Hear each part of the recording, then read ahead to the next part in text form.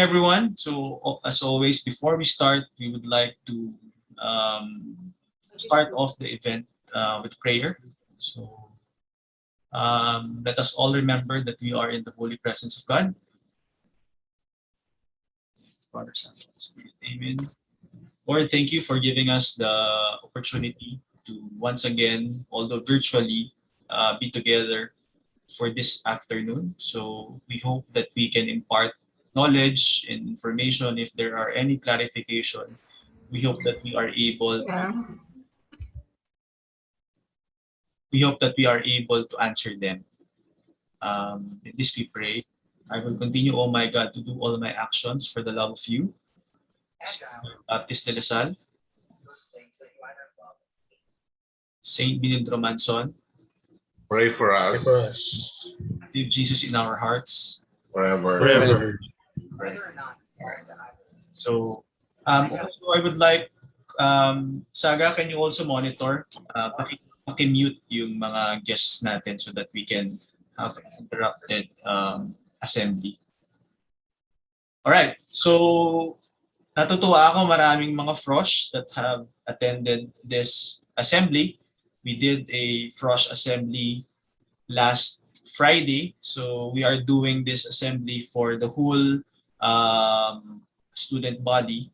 So again, I'm reintroducing myself. I'm Architect Harvey Vasquez. I am the program chair for this academic term, and I have been the program chair since the 2020-2021 academic term. So these are my contact details in case you need any clarification or concern. But of course, I would prefer that you directly communicate with your mentor.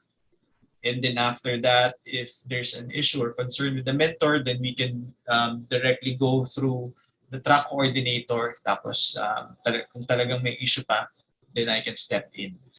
All right? I think sa mga batch 120, may mga hindi pa nakakakilala sa akin. So guys, siguro mga hindi uma-attend ng program assembly. So we've been doing program assembly since the start of our virtual Benilde term. That was last first term. And we did a few also during our BOLT. So it's our only way to reach out and of course socialize with the community. So please make it to a point, make it a point to attend our program assemblies. We usually have 2 to 3 depending on the urgency. So we will have another one come midterm, before midterms or after midterms for queries regarding our midterms. So I would start off. I think we have mentors here that are available now. Just a quick review or reiterate our track coordinators. Gaya ng sabi ko kanina, it's a form of our being more open for communication. Creative track coordinator is led by Sir Jim Cameron. Creative track is for ArcDes 1 to 4 and even architectural interiors. And then, of course, History, Theory, Criticism, HTC track is led by Sir Walter Ocampo. History and Criticism is, of course, HistArch 1 to 4, TOArch 1 to 2, and Arphilo. So those are the subjects that are under Sir Walter's watch. And then visual communication, Sir Janil is here. Sir Janil, of course, leads visual communication and covers ARVCOM 1 to 4 and ARCAD 1 and 2. Sir Janil, if you can say hi. Hello, everyone. Good afternoon. Hanggang ARVCOM 5. ARVCOM 5, sorry. ARCAD 1 and 2. ARCAD 1 and 2. Yeah. All right. And then technical design track is for ArcDes 5 to 8. And then, of course, tropical design is under Sir Noel Nicolas. Sir Noel is here. Sir Noel, can you say hi to them? Hi guys, nice seeing you kahit sa monitor lang. Okay. All right. And of course, thesis track, ArcDes 9, 10, and R-Search is led by Sir Ven Quizon. Sir Ven. Hello, hi. Hello guys. Yung mga nagtitesis dyan, good luck sa inyo. Baka yung mga nagtitesis, bihira ng umattend ng program assembly kasi Oo. may sarili silang Wow. thesis forum. But hoping Alamang, dapat tuma-attend din sila kasi it's our way to foster community para tuloy-tuloy pa rin. Next natin, of course, planning track for our planning and our house and housing subjects. Miss MC is here with us. Miss MC.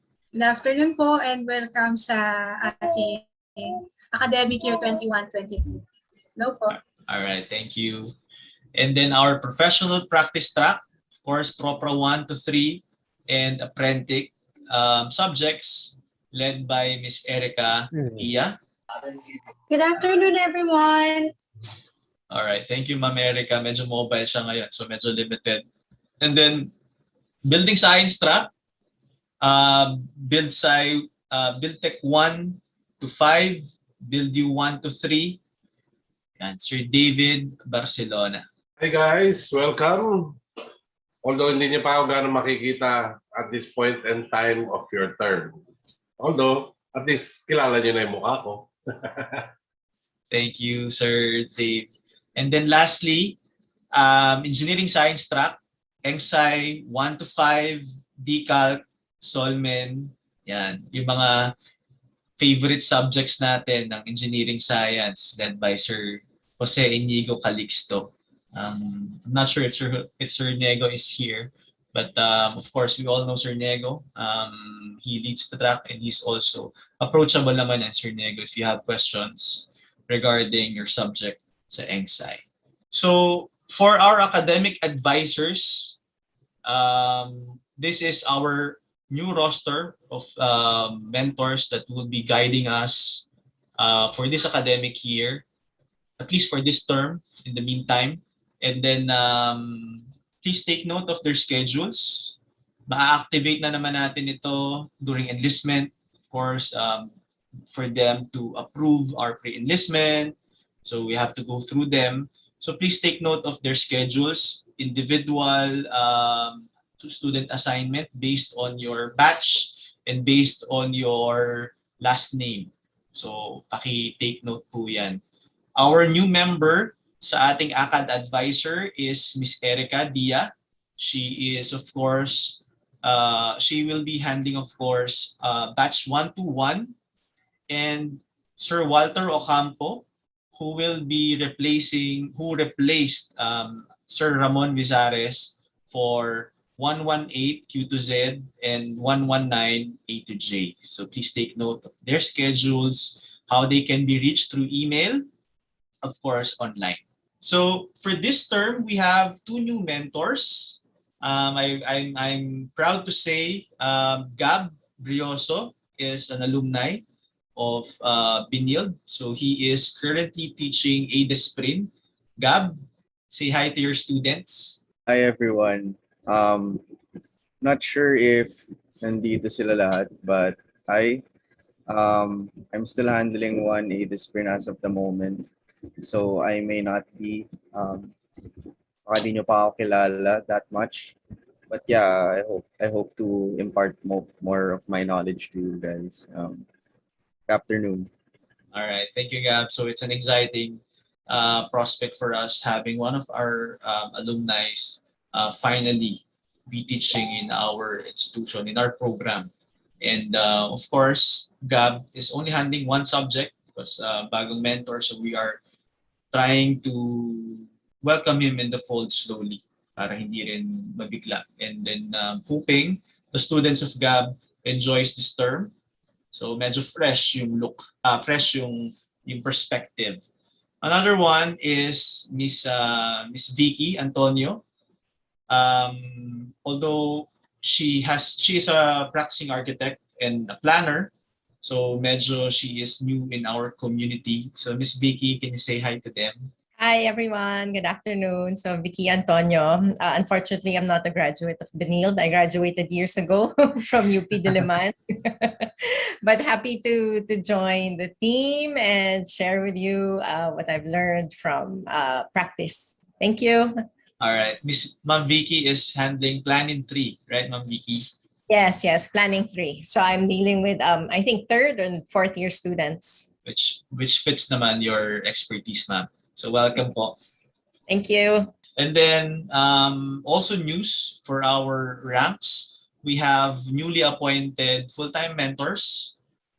We have, after years of service, we have appointed Miss Erica Dia and Miss MC Tubera as part of our full-time faculty ranks. Yeah. So congratulations, Miss Erica and Miss MC, for the conversion from part-time faculty to full-time faculty mentors.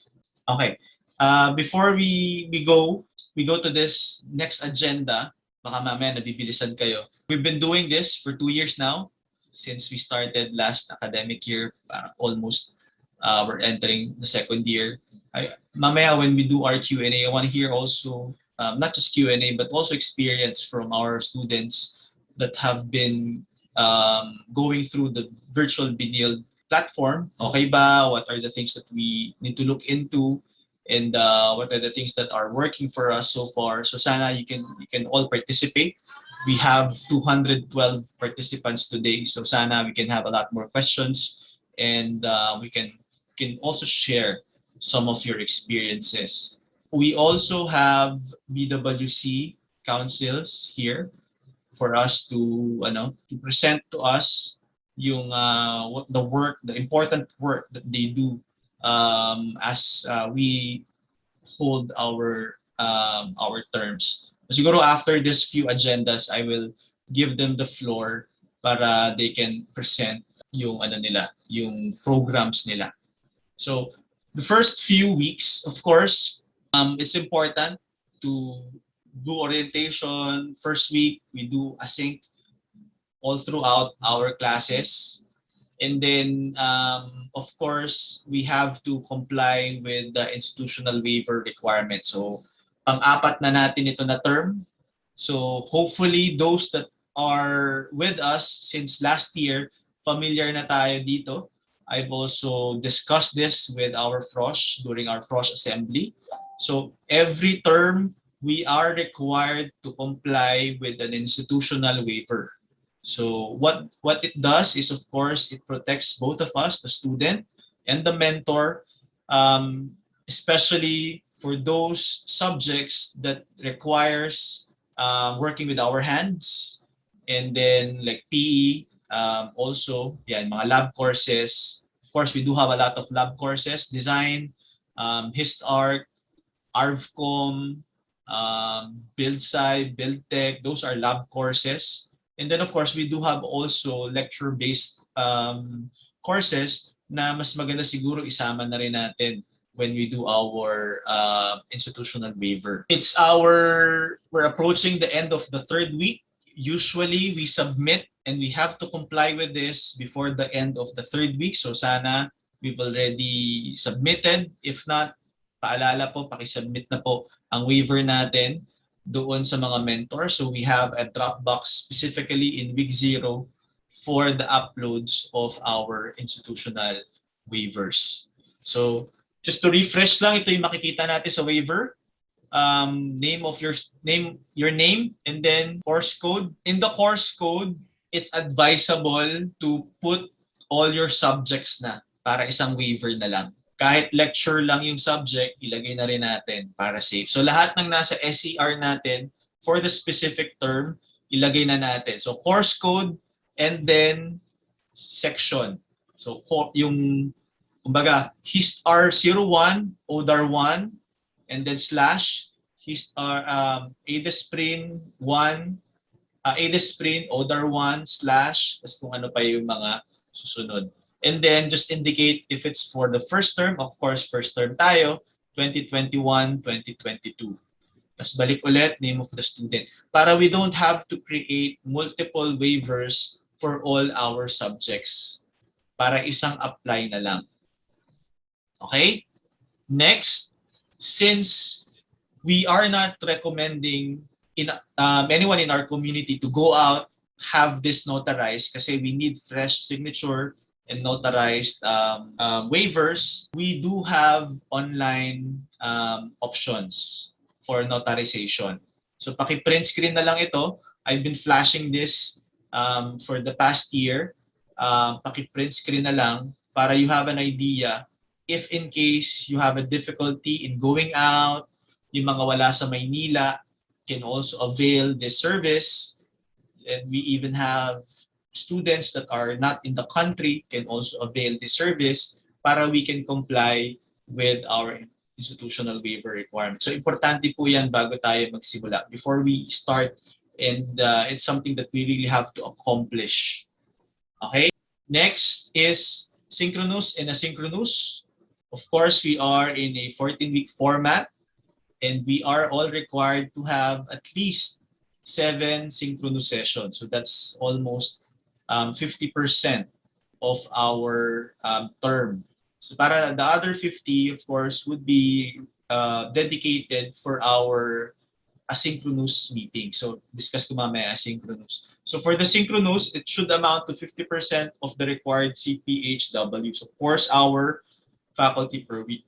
Ibig sabihin, like for example, for our 8-hour subjects, kasi we do have long subjects for higher ArcDes, 50% non per week yung kailangan i-fulfill natin. So just take note of that. So usually we allot that for one-on-one consultations and even milestone lectures. So asynchronous meeting naman can be individual consultations or even peer-to-peer consultations. So depending on the mentors, how he can handle and schedule the term. And then of course, we all have our materials uploaded in our page, in our individual Big Sky pages, so that our students can access them.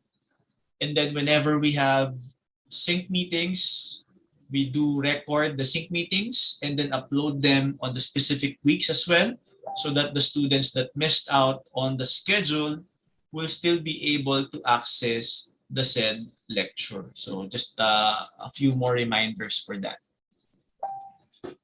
And then since last term, we have been implementing our LATCH, so Learner Assessment of Teaching, Learning, and Courseware in Hybrid Environment. So we welcomed a lot of comments from our students. We value those comments. And then of course, we want honest evaluation for our mentors for improvement and also to keep our standards in our delivery. So this would come in around week 6 to 8. So there will be a separate announcement for this, but watch out for this kasi this is an important tool for us to improve and also an important tool for you to be able to assess your experience as we hold our virtual Benilde platform. Sea break resumes 11:20 to 2:20. So we always have hopefully events during our sea break, pero hindi naman lagi. Of course, we're not allowed to have events during the midterms and the finals week. So, but we do have a lot of talks that are lined up for this term, exciting talks that are lined up for this term. We will be sending out a mailing list separately for this. Of course, you know naman for first 3 weeks, medyo busy in terms of assemblies, frosh, parents, and then of course in program, and then even the faculty assembly. So medyo busy pa. After this, we will slowly roll out our events for this term. So helping us for the events for this term would be Miss Erica Dia and me. We are the VProd management team, and of course with the direct help from our guys in SAGA. Siguro quick introduction. Just yesterday, SAGA was officially accredited as an official student body for our program. So, Daud, can you introduce your members para I'll stop muna ng yung sharing para I'll do speaker view. Daud, can you introduce your members para the community would have a face in the name? Okay, so good afternoon, everyone. On behalf of SAGA, we would like to thank everyone for also coming to the program assembly, and we hope to see you in our future events. Now, I just want to say that SAGA is more than just an organization for architecture. It's also the organization that genuinely cares about the welfare of our constituents as well as students who reach out to us. Now, you may think na parang, oh, this is an organization that you can just join para may fun events or may mga points ka for your experience. But Saga is also about the academic part and is also about the concerning matters such as whether students need help with writing an email or they need help finding out which faculty ang kailangan makausap. We're always here to help and as well as with BenArch. So if you have any concerns and you feel the need that you're not sure which faculty to contact to, whether it's directly your academic advisor or the program chair, you can always just hit message for Saga and we'll be more than happy to assist you. With this new academic year, we would like to introduce ourselves. I'm Daud, the current president, and I would personally like to thank my predecessor Martina Chodoro for everything she has taught us. Last year I was the secretary and now I am the officer in charge, but I'm happy to introduce all of our co-officers for Saga. First, I'd like to introduce you to Pat, our secretary. Pat, you're here? Hi guys. Ayun. I'd also like to introduce our VP for Internal Affairs, Rafael Gonyo. Are you here? Ayun. Okay. So our VP for Publicity is Kyla De Ramos. Hi guys. For our VP for External Affairs regarding inter-school matters, it's Justin Kua. Hello.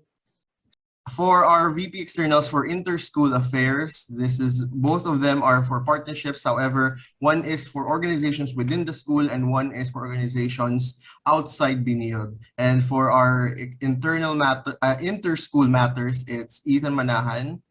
Hi guys. And for our VP for Finance, it's Elise Flores. Hi, good afternoon. I'd also like to introduce you to our auditor who will help our VP for Finance, Gabby Toason. Guys, nice meeting y'all. And we also have our creative head, Yana Montenegro. And our logistics head, Erica Yaso. Hi guys. Okay, so thank you so much for giving us the segment in this program, Sir Harvey, to introduce ourselves. And once again, we are more than happy to serve the community and as well invite them to our future events. That is all. Back to you, sir. Thank you, Daud. Nandiyan na ata si Martina. Martina, a few words to our incoming Saga cuties. I wasn't ready for that. I just saw you come in. Yeah. Words for the incoming officers? Yeah. Skilla Daud. What are the things to expect from them? I know you guys are going to do a good job and hopefully a better job than last year's. And I hope you guys get to do the events for the community that you guys truly want them. Also, try to reach for the top spot and, just enjoy being an officer. All right, thank you. So, Saga, together with BenArch program, they are part of the team that would enrich your college experience, of course, outside and relevant to your ACAD activities. So they do hold a lot of activities and events, even through this online platform. So doon sa mga hindi pa members, please, the Frosh, mga 120, please register and be a member of SAGA para it will enrich your college experience. So importante yan to strengthen our community. So SAGA and our program is always working hand in hand to at least make this experience fun for everyone. Siyempre, ang lagi nating rule is a balance of um, being fun and also studying hard. Okay, next in our program is our BWC Council Counselor, Ms. Yani. Of course, BWC is also a big part of keeping our program together. So they are always supporting us with important counseling. Of course, in this time of pandemic, we all experience different difficulties, and mental health is part of that concern that we always look into. Ms. Yani, are you ready to present po?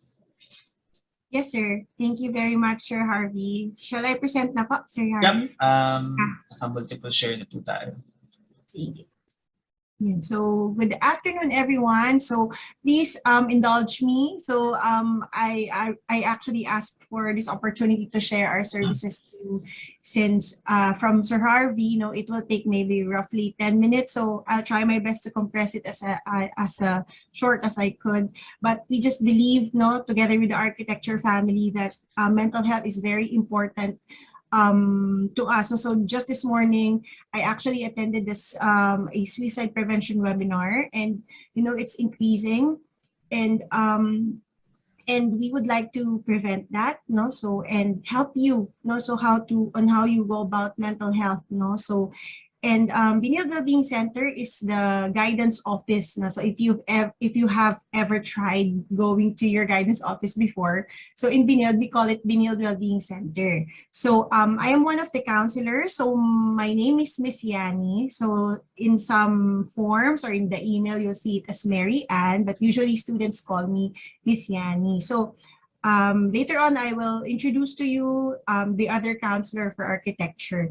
So before I go on with our services, I would like to just share to you the definition of mental health, because this is our advocacy in Benilde Wellbeing Center. So it is a state of well-being in which the individual realizes his or her own abilities. So I hope you do know your abilities, no? So honestly, architecture has been one of my favorite people in Benilde. So totoo lang, no? So if I'm going to describe architecture, kasi na-handle ko yung 120, mabait talaga sila, Sir Harvey, and magalang, no? So and usually it's very rare that when I give counsel, I get a reply, or after they would message me, Miss Yani, thank you for your time, thank you for giving me your time. So usually hindi na required yun, hindi na yun kailangan. Pero I experienced that from architecture students. So I'm also an MMA counselor, pero minsan may bias ako, pero hindi dapat ganon, di ba? Pero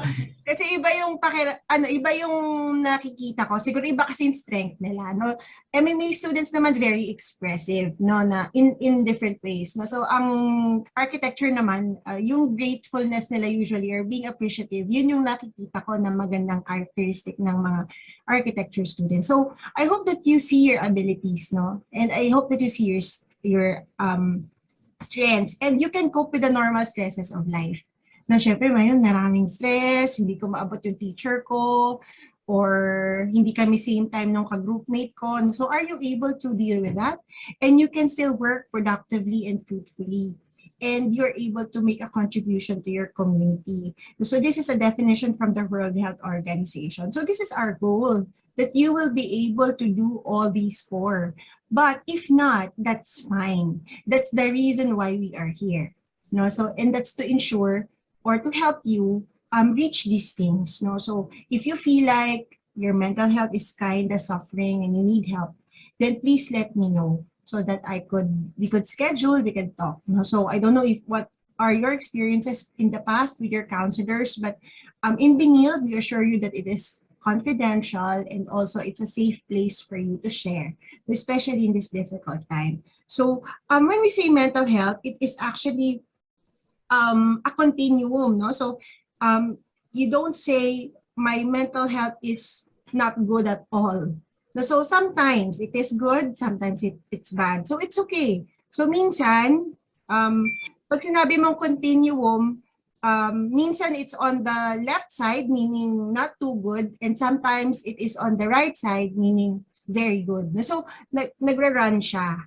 No? So and also, it is not the absence of mental health conditions. No? So hindi porket wala kang, hindi lang siya about may sakit or mga diagnosis, depression. No, it's not just that. No? So it's actually, ang mental health, pag sinabi mong mental health, yung sabi ko kanina, nakaka-cope ka ba sa stresses of life? So quickly, I would like to share this with you. If you would like to just screenshot, kasi baka we don't have time to really analyze this. But in counseling, if you'd like to talk about this more, then just let me know. So meron tayong mental health continuum wherein from healthy to ill. So this is what I'm saying. So there are times you're healthy and sometimes you feel that you're in the ill portion.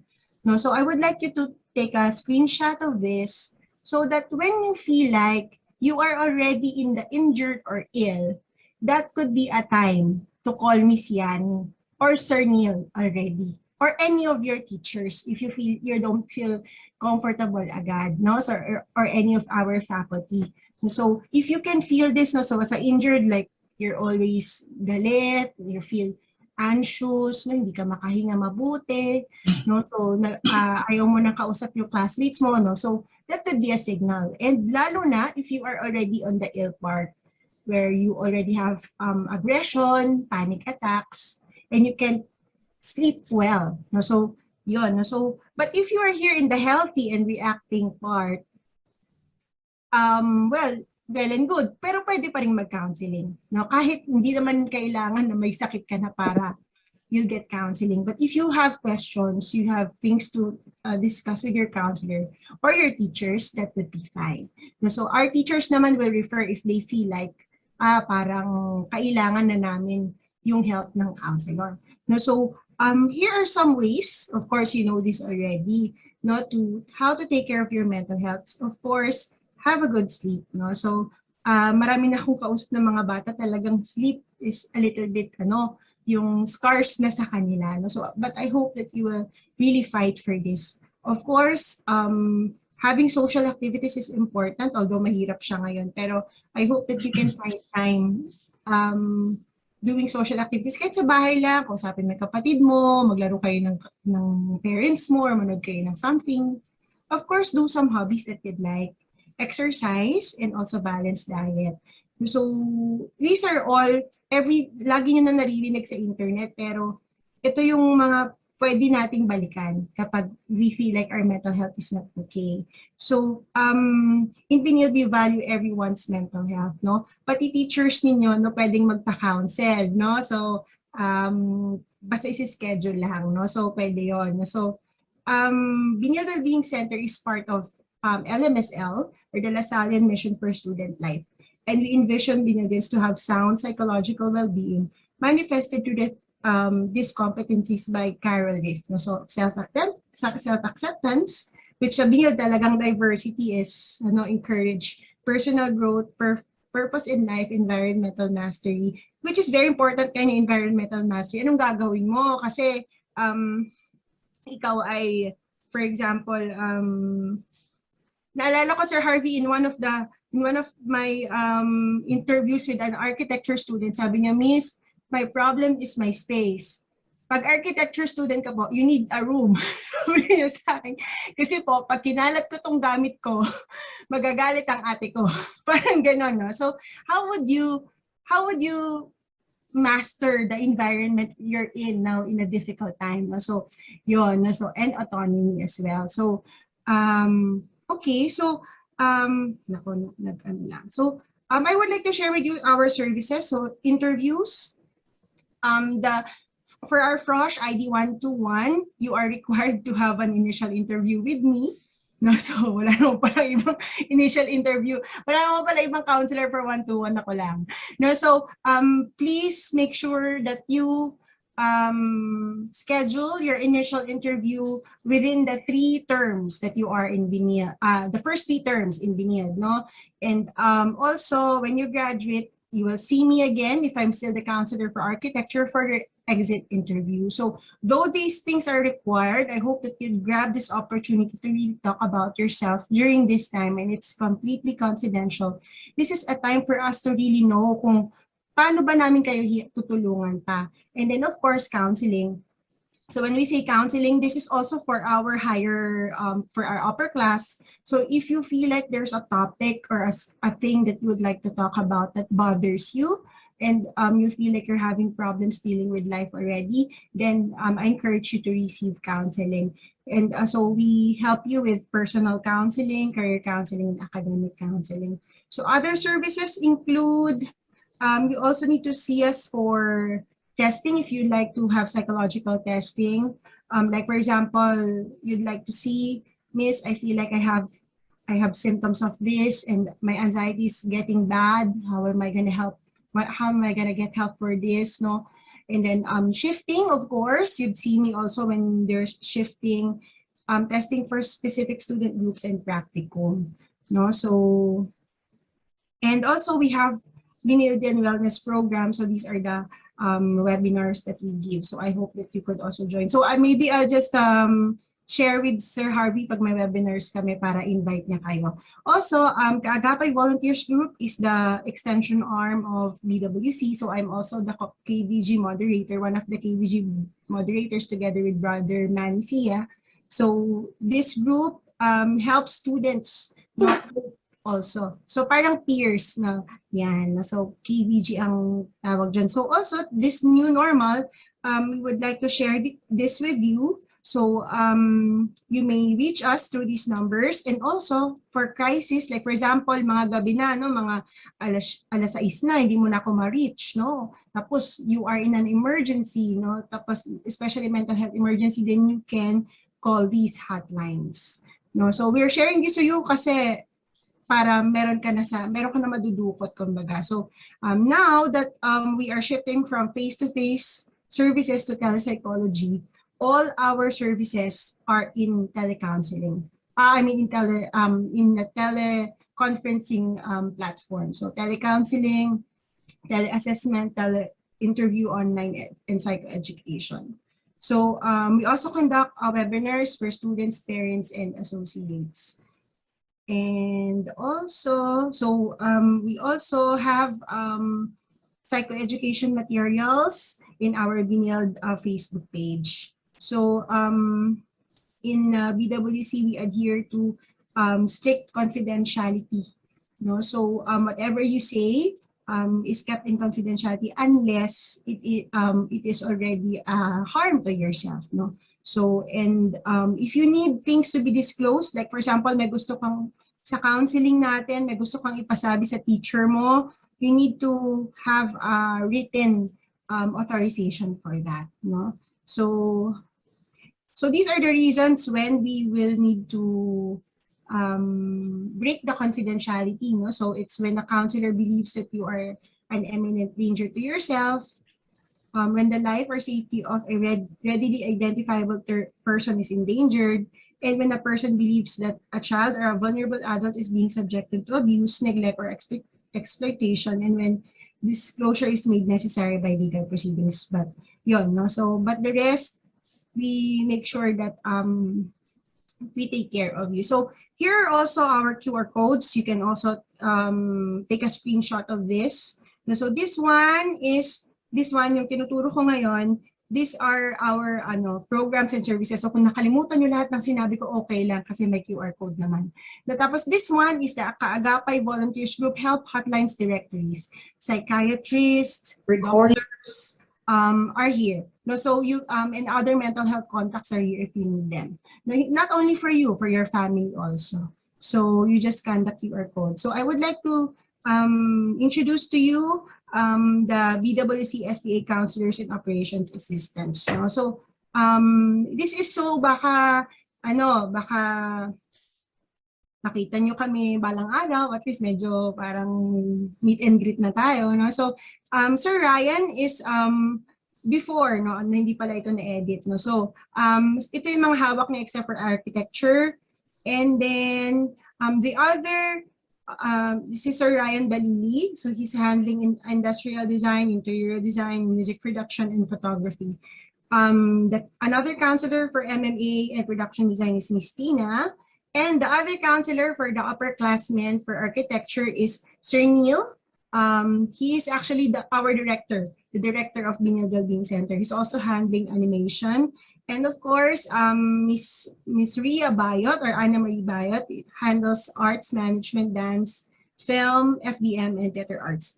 And hindi lang pala ito na-edit, sorry. So, my surname was just changed recently. So, wag kayong malilito. Oy, check ko lang talaga siya sa email. Pero, ito na siya. So, hindi ko na siya papalitan, guys, ha? Pero, sana. Kaya, nandyan lang yan.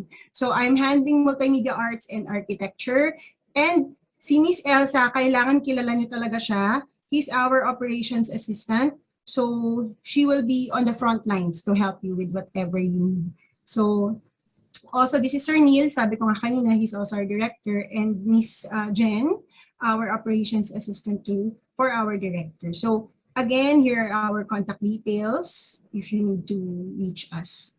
So, thank you very much, Sir Harvey, for the time. And I hope that that would be something, a toolkit for our students. Thank you. All right. Thank you, Ms. Yani. Just like what we said, BWC, SAGA, even BPIA, and architecture program, we are working closely as a team to help our students. So napaka-importante po ng BWC. And I can attest, Sir Neil and Ma'am Yani, they are easy to talk with. And they are, of course, warm and caring. For the references for the BWC can either come from the mentor, the parent, or even your peers. So pag may makikita kayo na mga kasama natin sa section that are showing signs of yung pinakita ni Ma'am Yani na injured, wag na tayo mag-intayan. Let's report, let's help each other out. This is actually how we can all survive. Let's be more mindful on everyone, sa mga kaklase natin. Let's look for signs and let's be more attentive about the signs in terms of if they are going through a mental health concern. So let's just be more emphatic. So that's how we can all survive yung challenges for this virtual platform. But of course, other than that, we're all enjoying naman and we're all communicating, and it's just that if there are concerns, yun yung mga steps natin. So that's an important aspect of our experience. So tuloy na natin yung presentation natin so that we can go through the questions and answer after this. Okay, so in case you have questions pa din in terms of late enrollment, in terms of late payments, or uncredited sections, SER, for us, the best way, and we open this up as an avenue na, Benilde Hub for info. So this is our official help desk system for the college. Nasubukan na natin ito, and di naman madami, but we have received queries. So the queries would come in as tickets. So may numbers, parang may reference numbers that in some cases, in a lot of cases, the queries directly go to the individuals that are concerned, para hindi na kayo mag-iisip or maghahanap kung kanino kailangang i-submit yung query natin. So you can go through this Benilde Hub so that you can have your queries reach directly yung mga kailangan makarating. Kasi sometimes, of course, directory of our counselors, of our administrators are really big, so medyo nakakalito. So this could help us ease that confusion. So please take note of that. They have their own website. Just type in Benilde Hub. So lalabas na yan. Another thing, we have been slowly building up our YouTube channel. I hope everyone would like and subscribe our channel. Daud, can you share the link below in our chat? para naman dumami yung subscribers namin. I think natin, it's our channel, hindi lang sa amin ito, hindi lang ito sa program. It's our channel. So we only have 18 subscribers. So I'm looking at 213 participants today. Sana madagdagan ng 213 subscribers in channel natin. So ang nilalagay natin sa channel natin, of course, itong mga assemblies in service doon sa mga hindi naka-attend and they would want to watch or rewatch some of the reminders. Like for example, yung pinakita ni Ma'am Yani sa BWC QR code, pwede nating balikan. So these are helpful tools for us. And of course, yung mga webinars natin na natapos na, we do our best to upload them siguro a week or 2 weeks after our webinars. So it's also good for us as a material. We're building up the material for this particular YouTube channel. So please, like and share in your page para naman magkaroon ng clout yung program natin. Okay, joke lang. Like and share lang para lang you can access so that you are notified pag may mga bagong content. And yun. Next, we will have an official announcement, but we are officially launching our Benilde Architecture microsite. So I think I've reached out to some students in the past month to upload yung mga Pore boards. May link pa rin tayo and I think it's still active. We are still collecting Pore boards from Pore from 2018 or 2015 until this time. May ginawa ng bagong Pore 2021 Sir Jim and I think that would be shared to our mentors. So please, if you have participated in the previous installations of Pore, like 2018 and 2019, please upload a PDF file of your board. PDF files lang. Hindi kailangan ng, it doesn't have to be the PSD. And it doesn't have to be the broken down, like every perspective is on file. A PDF file, of course, high resolution will suffice. Kasi we can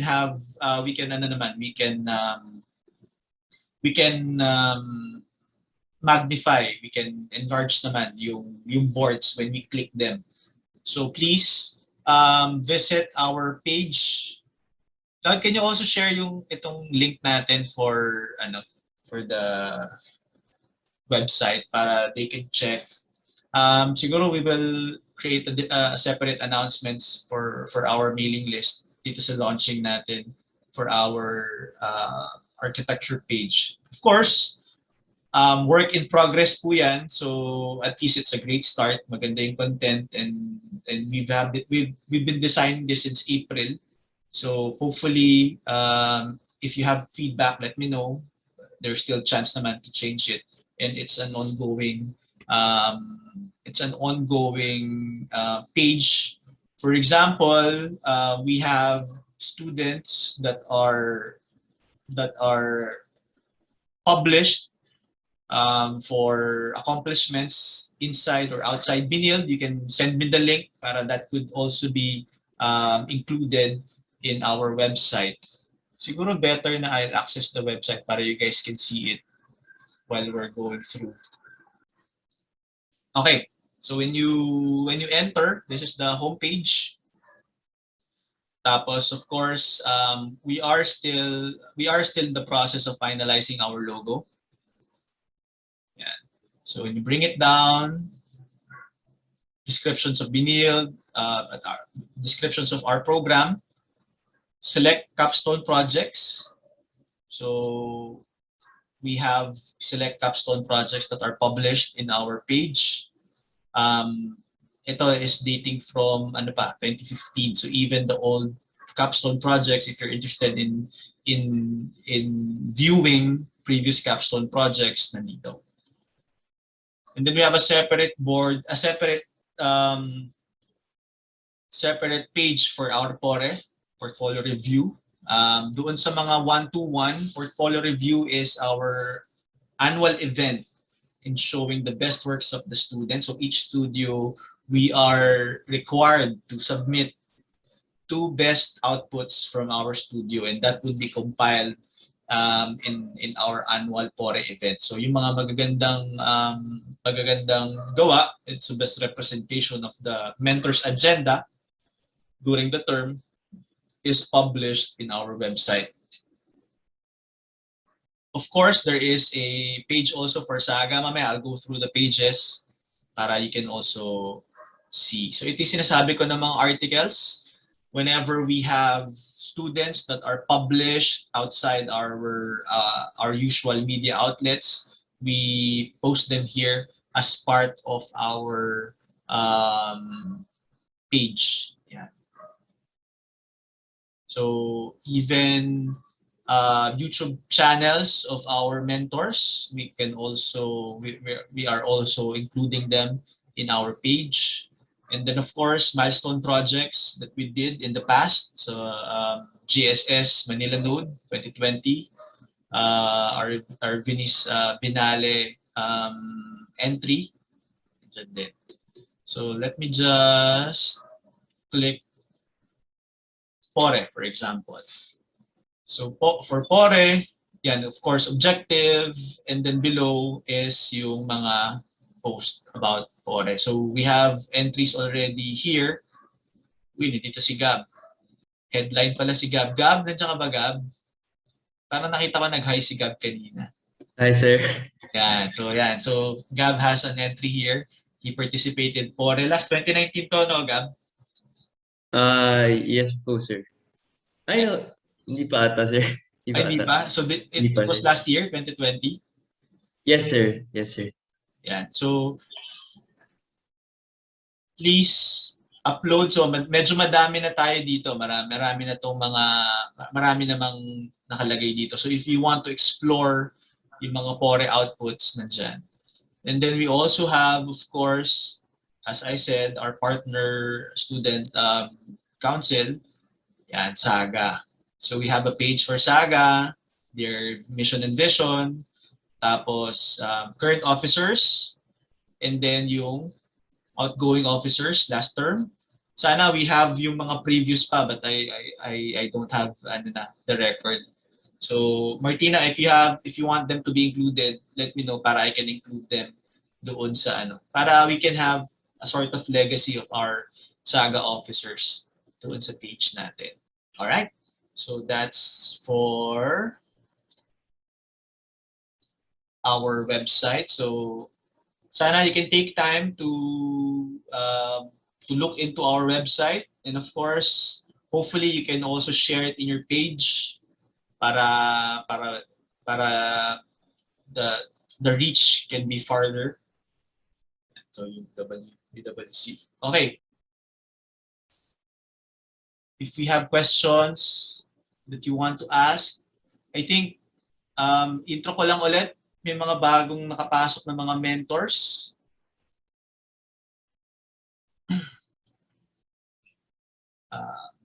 Bago tayo mag-question and answer, si Sir Elwin. Hi, Sir Elwin. Can you say hi? Hi, sir. Hi, everyone. Hope you're enjoying our online term. All right. Sir Elwin, ARCOM, right? Sa mga... ARCOM and Build U3. Build U3, sa mga 118 yan. Sir Andro Magat. Hi, Sir Harvey. Hi tayo sa mga bago nating estudyante. Sir Andro. Hi, everyone. Hope everyone's staying safe. Sir Andro is part of our CTV track. Sir Andro, ano tayo ngayon? ArcDes 3? ArcDes 3. Okay, dun sa mga ArcDes 3, 1 to 119. Tama, no? Hindi ako sure. Sir Edward Ke, handling some of our architectural interior subjects. Sir Ed. Yes.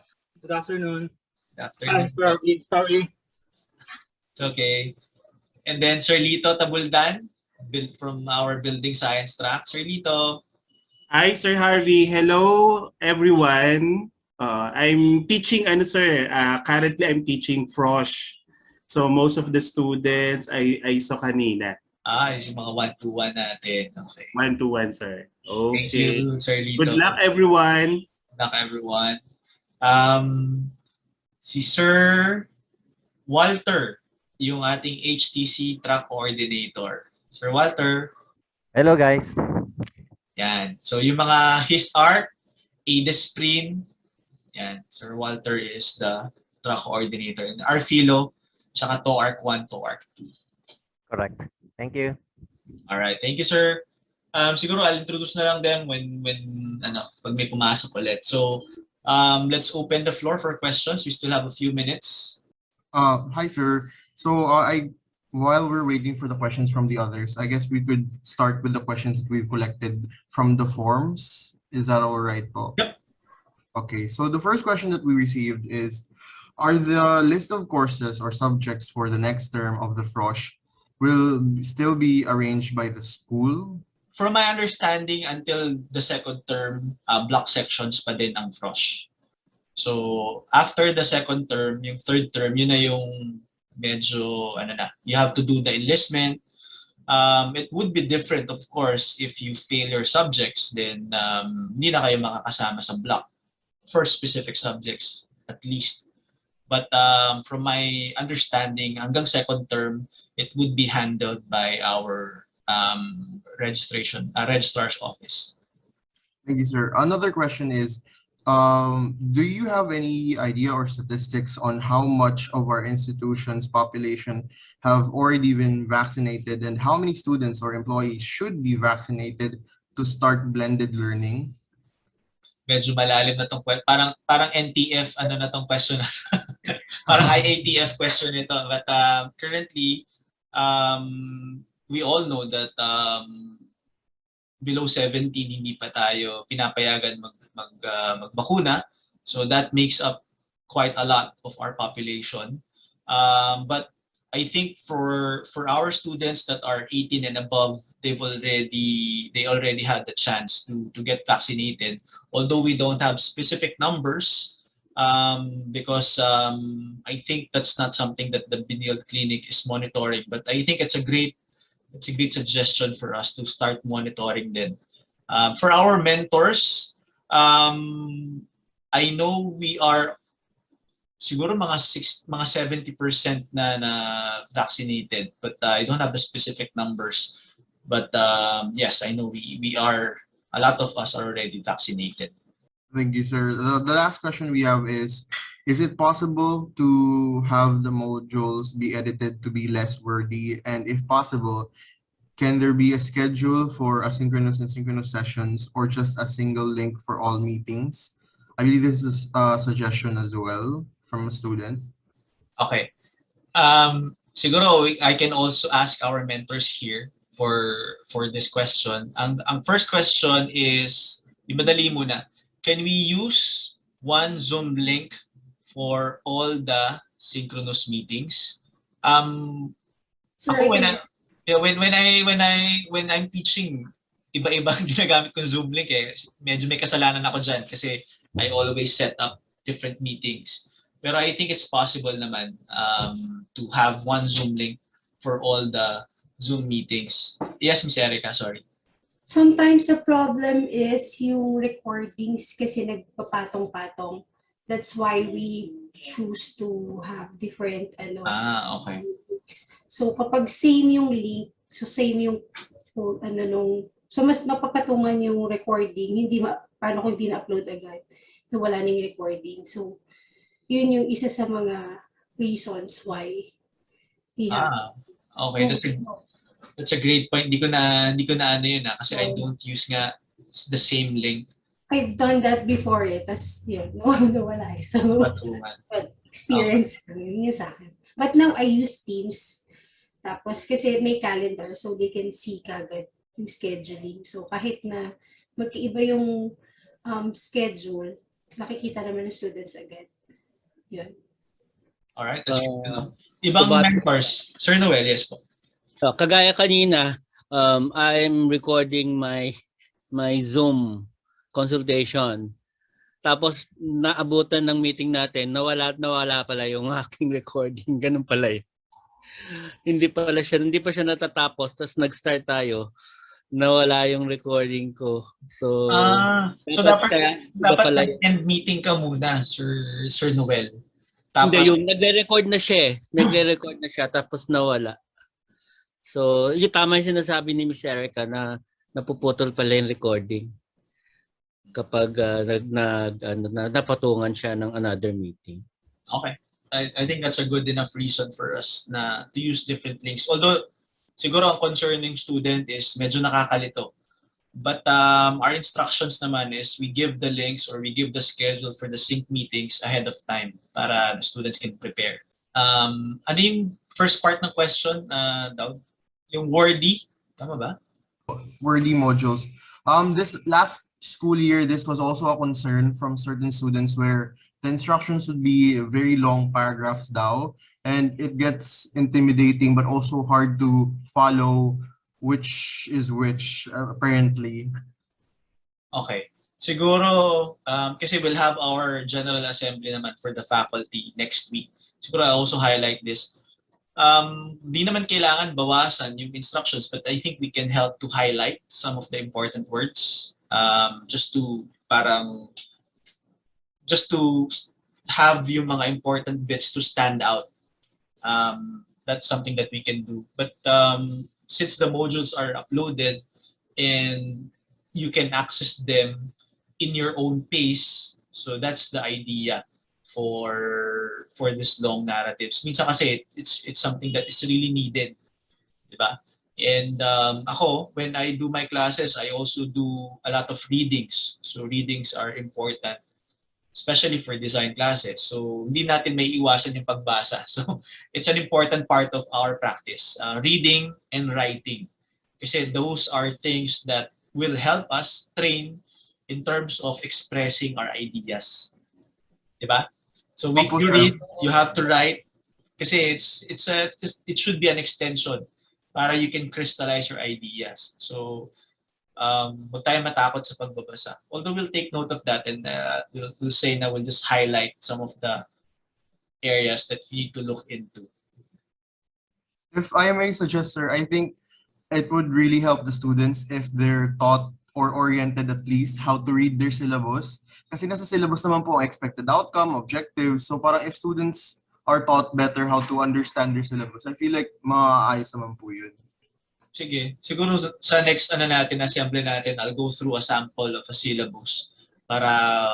Kasi last time, di ba, remember on our previous program assembly, we did a discussion on the flowchart. Unfortunately, we assume that it's something that we all have to pick up, pero medyo hindi na kukuha. So siguro in our midterm assembly, I'll go through a syllabi na example, and then we'll identify the important aspects, paano makita yung learning objectives, schedule, due dates, and what are expected of us, rubrics. It's all in our syllabus. And the syllabus is usually posted in our week 0 page. So yan yung unang-una po nating nilalagay when we start the term. It includes yung orientation, video presentation of the mentor, and then the syllabus and the institutional waiver. Thank you, sir. So far, those are the only questions that we received. All right. Since medyo second academic year na natin ito, kamusta ba? Whirlwind of a year of doing this. What's our experience? Gusto ko marinig yung mga 118, 119. Pakita nga yung mga 118. Sino ba yung mga 118 dito? Ayan. Mga naging estudyante ko pa yung mga 118. How was the experience compared doon sa face-to-face natin? What are the things that you've experienced so far? Sir, this is just based on the typical inquiries that we receive sa SAGA. So far, for 118, they just usually ask about the technical dates, like for example, adjustment period, or pwede pa bang maghabol sa enrollment. for 119, they usually just inquire on how to work with their pros if ever their mentors haven't posted a meeting yet or schedule. And for the 121 and 120, usually their inquiries are about how they're overwhelmed with the information they receive. So usually if they mention that it affects their mental health, refer them to BWC. If it affects their academics, we refer them to their academic advisor so that they could be guided accordingly. Yeah, I mean, it really feels overwhelming sometimes. Even the mentors do experience that. It's we're all in the same boat in terms of yung our mental health. So like yung kanina pinakita ni Ma'am Yani, yung normal and reactive, parang we are bouncing back and forth doon sa reactive. And sabi nga nila, we're languishing kasi sometimes you feel like you're not accomplishing as much. Tapos there are days naman that you feel like you accomplished really important works and you feel satisfied. So mentally, it feels so refreshing. Nararanasan din yan ng mga mentors natin. And we all go through this same phase. So it's just a matter of how we can overcome this is to help each other, be more kind to each other. Yung nga sabi ni Ma'am Yani, when you do have an inquiry, pag naayos yung inquiry, make it a point to say thank you. Diba? I mean, kindness goes around. And then if you feel like you need someone to talk to, yung mga kaklase natin, yung mga kaibigan natin, Zoom naman tayo kasi nahihirapan na talaga ako, doon na lang tayo magchismisan. And these are important aspects of our experience. Maaring nung face-to-face, these are things that we take for granted. But talking and airing out your feelings, these are important practice that we need to do, especially these times. Diba? Kasi these are tools for us to survive. We are all surviving. And unfortunately for us, we are also thriving as a program. So maganda naman yung mga resulta nung paghihirap natin. So we just have to keep it up and we just have to keep our lines open for communication. Andyan ang SAGA, andyan ang BWC, andyan ang BPIA, andyan kami when you need us. So it's just a matter of sending a message. Ako personally, I reply to queries na kompleto. When I say kompleto, may title naman. When you send an email naman, put a title, what is this about? Mention your name. Importante, mention your student number and then what is the concern. Okay? And then afterwards, thank you kung na-resolve ba or hindi. Kasi I also need to know, and your mentors need to know, your ACAD advisors need to know if they were able to help you with your concern. Diba? Madala sa atin, pagkatapos ng query, nagawa mo, nawawala na lang. So, syempre, hindi natin alam. Diba? Lahat naman tayo gusto ng closure, diba? Ba't ganon? May ghosting na nangyayari. Diba? So, kailangan may follow through. Kung naggawa natin yung kailangan gawin, sir, okay na po. Thank you for helping me. At least, nasara natin yung issue or nasara natin yung concern. So that's something that I am requesting everyone. And it also builds up yung communication base natin. Kasi kailangan natin magkaroon ng open line of communication.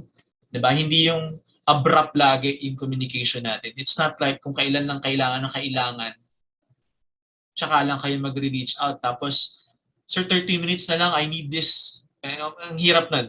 Diba? You have to expect and give us at least a day to respond. Okay? Any ano pa?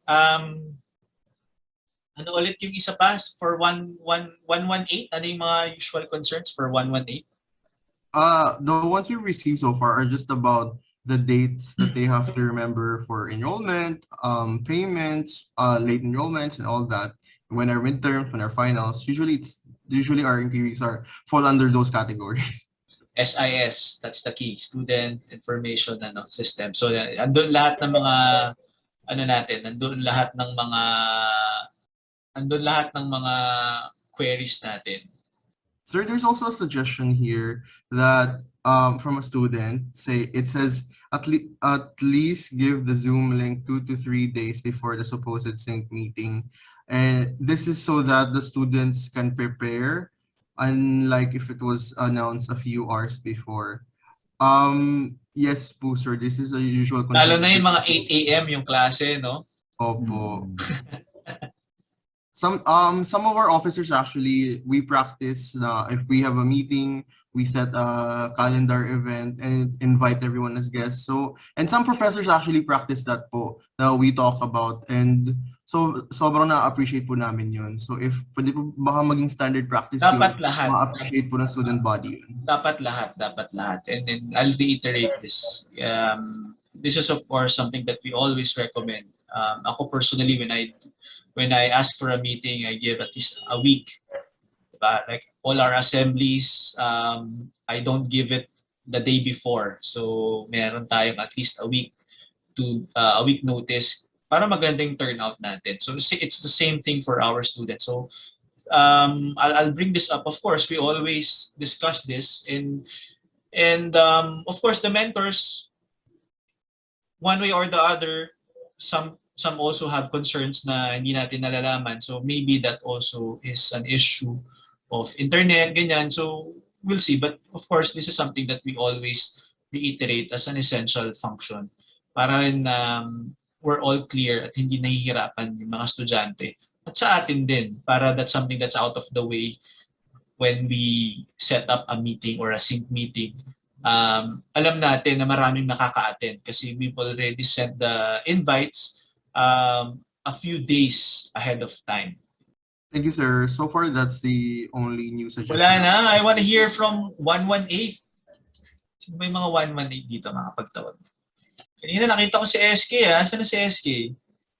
Nag-log out na kagad? Okay. Wala na? Questions from the students? Anything that you want to share? We still have a few minutes. If not, then we will officially close the assembly. Welcome. It's another year.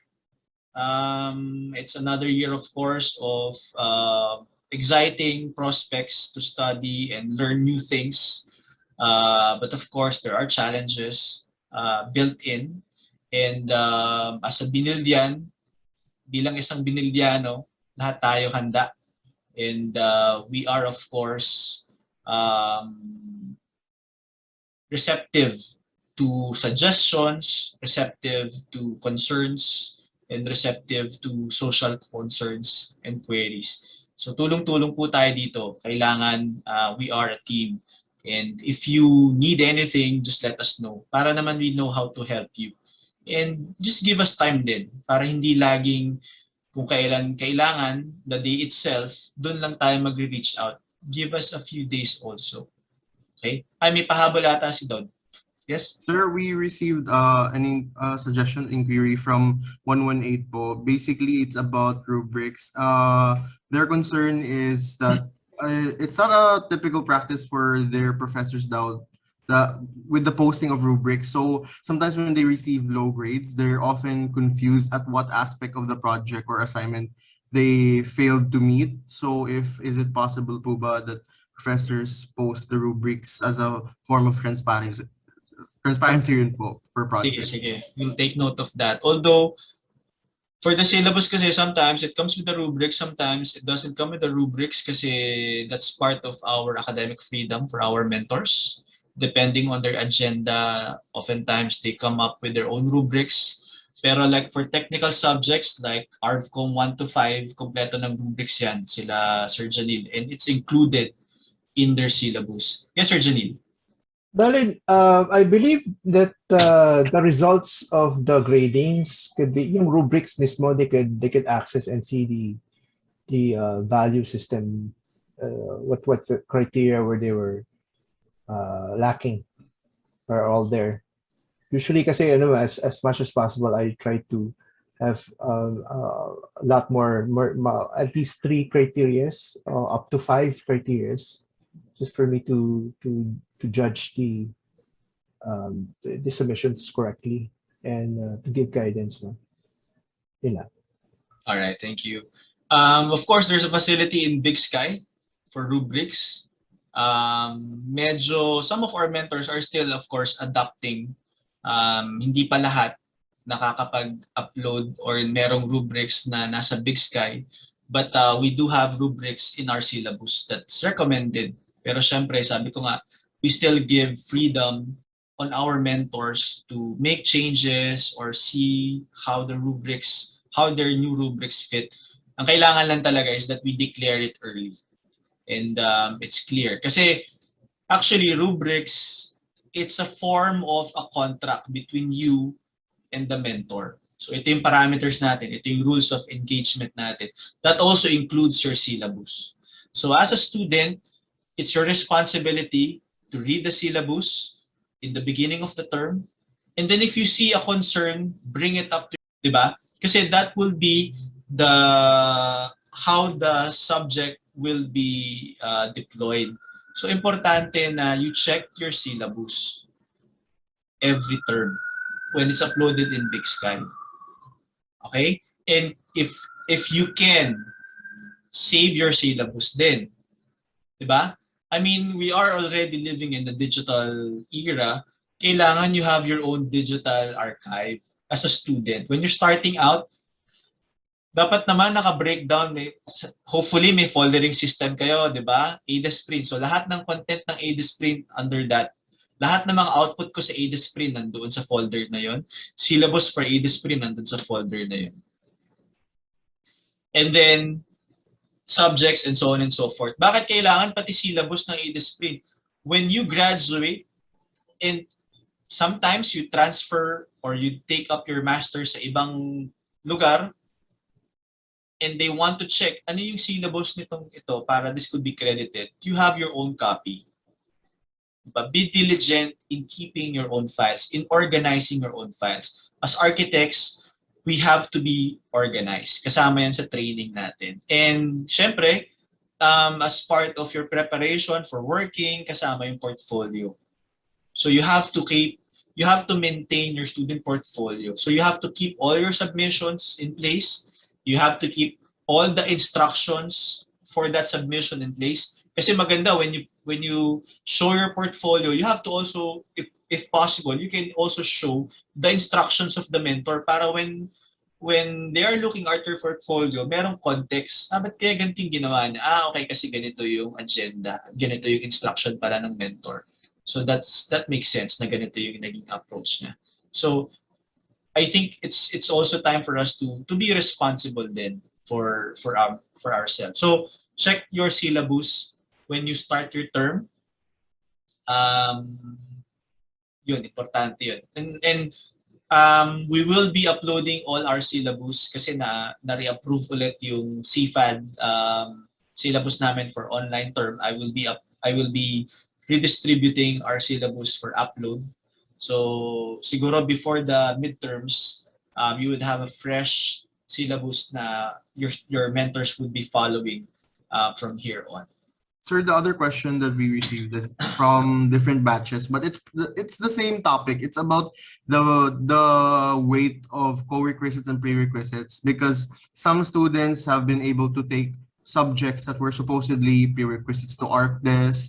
Some students are confused whether they can not take one subject because of financial or their capabilities, such as in one student from 121, I think they inquired whether they can take Build Tech without taking ArcDes or vice versa, and they're confused because in the official pamphlet by Benilde, it's a co-requisite for each one. So is it for the academic advisors, what advice do they have for the students regarding these? Kasi po ang iba nakaka-take, yung iba hindi, kung prerequisite or co-requisite.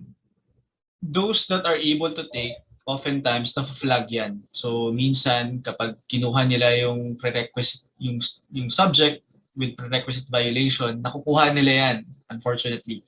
But it will not be counted. Okay. So we do have what we call prerequisite violations. So in some cases, I think for us as architecture students, we have to be wary about ArcDes subjects. Tapos ano yung mga prerequisites for ArcDes. So yun lang ang imo-monitor talaga natin if we want to prioritize. So yun yung susundan natin. And be careful with that. Kahit akala ninyo nakakalusot but pina-flag yan ng RO and hindi kinikredit kahit natapos ninyo. There are cases like that. So, and that prerequisite, co-requisite, they are all in your SIS. Nakalagay naman yan. And when you're enlisting, makikita nyo if it's possible to take it, if it's not possible to take it. So, the ACAD advisors will guide you, but SIS is a great tool naman to inform you kung ano yung mga pwede sa hindi pwede. Sir, this is like verbatim from the student who asked. It's kind of unfair daw po if nakakalusot yung ibang students. Yun yung concern nila. Yep, sabi ko nga nakakalusot yung iba pero hindi yan kinikredit afterwards. And be careful also ha, yung mga kumukuha ng subject na iba yung code doon sa flowchart. So be more specific, be attentive doon sa mga ini-enlist natin na subject. Hindi porket parehong subject pero different code, magkakaroon tayo ng issue dyan. Kahit natapos na natin, there is a chance or there are instances na hindi yan kinikredit kasi it's not compatible with your flowchart. Sir Janil wants to say something? Surprised then how some students are able to get prerequisites or without a co-requisite also. So be warned naman to follow the flowchart. You have copies of those, and it's usually indicated with arrows, no? Especially the ones with the solid lines, meaning you have to take it together or you have to take it before. And then ideally yung may mga hidden lines that show that ideally that you have to take these courses together. Now, the design of the flowchart, the courses that you take is designed such that you don't skip out. I have students under my advisement that who were skipping math for some reason. You know, when you do that, what happens is the end result is you gain more years. Okay, you don't skip math just because you don't like it. You have to take it. You have to. I don't understand. Why are you taking up? Why didn't you take surveying, and then in calculus, and then yet you're about to take. You're trying to take up engineering science. So usually, kasi ganito yung mga you finish up the first 3, 4, 5 terms before you can go on and taking up courses in terms 6 and beyond. Ganon. And the case is if you think that di ko na kukunin to. Again, especially for architecture courses, the consequences there is that you may not be able to take it for 1 year or 3 terms. That's a big deal. Okay, all right. That's it. All right.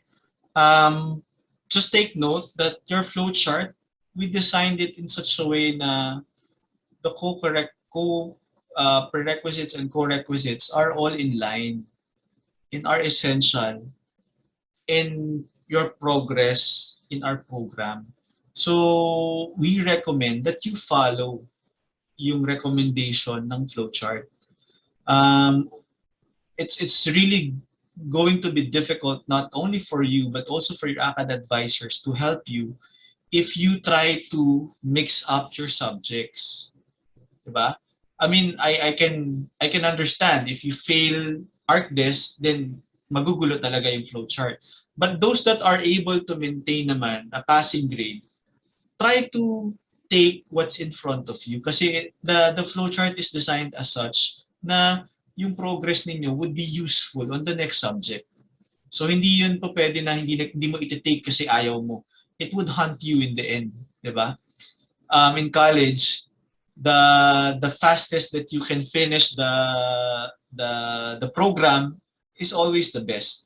Kasi when you apply for a job, they would always look at how many years you did, how many years did it take you to finish college, diba? And what is the required? So sa atin, sa Benilde, 4 years and 1 term. Pero you finished 5 years and 1 term. So it already reflects on you as a student. And that would already have an inference when we are accepting you as an employee, diba? So that has a cause and effect. Eh. So be careful with that. Okay. Siguro for for batch 118 who are taking up ArcDes 3, ArcDes, even ArcDes 1, and ArcDes 4. Yan, i-announce ko na. Pero medyo informal pa lang po kasi we will have a formal launch on September 18. We are cooking up a collaboration with the DLSU Civil Engineering Department. They have 26 teams of graduating students. So each team, they have 3 or 4 members of engineers. So we need to partner them with one Archi student that belongs to ArcDes 1, ArcDes 3, saka ArcDes 4. So yung current ArcDes 1, ArcDes 2, ArcDes 4 students, if you are interested, so what will happen is the 26 teams from DLSU, they already have a site, they already have a design parameter, but of course there's still freedom in that. And then you will be collaborating with them to design the structure. So ang kailangan sa atin, of course, perspectives, plans, and specifications. So personally for us, this is an exciting milestone kasi for students, you don't always have this experience na you can collaborate with engineering students at this onset. So magandang experience po ito. Sige, maganda yung tanong. I'll pull up an example of a team para you can also decide. Okay lang, may konting OT ng konti ha, so that I can relay this. Tapos this will also be we will be meeting with your mentors this afternoon. I'm just gonna pull up an example of a description. Okay. And then 6 of the entries will be picked by MegaWorld. So kukunin nila yung design and then they would present it. So this is a great opportunity for us. So if you're interested, if you are in the ArcDes 1, ArcDes 3, and ArcDes 4 classes, please approach your mentor to be included in this design collaboration. So this would be your project na for the whole term. Okay? Hindi ito project na na pang midterms lang. So we will collaborate with your mentor kung of course the output is not enough for one term. Meron pa ring output na ibibigay sa yung mentor. Pero this could be part of your requirement for the term. So I'll pull up a example. Yan. So this is an example of a profile. So may profile yung mga students, and if you are also interested, gagawa rin kayo ng ganitong profile. Yan. So these are the engineering counterpart team. So 4 sila. Yan. So the project is a 2-story COVID quarantine facility. So ito yung mga requirements, programs. So we will do the architectural part in collaboration with their program, and then they would do the structural part. So why we chose ArcDes 1, 3, and 4, kasi sa ArcDes 1, 3, and 4, medyo magaganda yung mga exploration natin sa buildings. And then kasi pagdating ng 5, 6, 7, 8, medyo limited sila kasi may limit sila sa height. Kasi syempre, undergrad pa lang sila, they cannot do yung mga vertical structures na ginagawa natin sa 5, 6, 7, and So this is a good testing or pilot program for us. And so yung makikita natin, yung initial program, they did their own site assessment, pero sabi ko nga, we also do our own site assessment. So this would be a collaboration. So meron na sila ng mga soil test. Yan. Okay. These are things that are important for them as engineers. So tayo as architects, we get this information and then we process it as part of our design. So yeah. The schedule of activities. So exciting ito kasi it gives you an idea or it gives you a formal experience on how you work with other trades. Not specifically engineer na civil engineer, structural engineer, but how you work with other trades. Yan, na medyo may schedule. Okay? And then, let's be mindful ha, kasi ito capstone project nila. So this would be a project that would depend if they would graduate or not. So medyo yung urgency nila iba. So just be mindful when you enter this collaboration, you have to also be serious about this kasi thesis nila ito eh. Okay?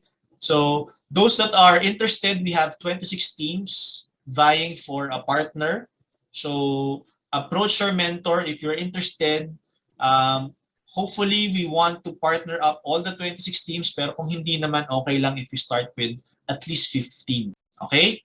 Questions? Okay, if not, then siguro let's open our videos para makita ko naman yung iba, and then let's, for our documentation, if you can take pictures for our documentation. Daud, can you help us? Yes, po, sir.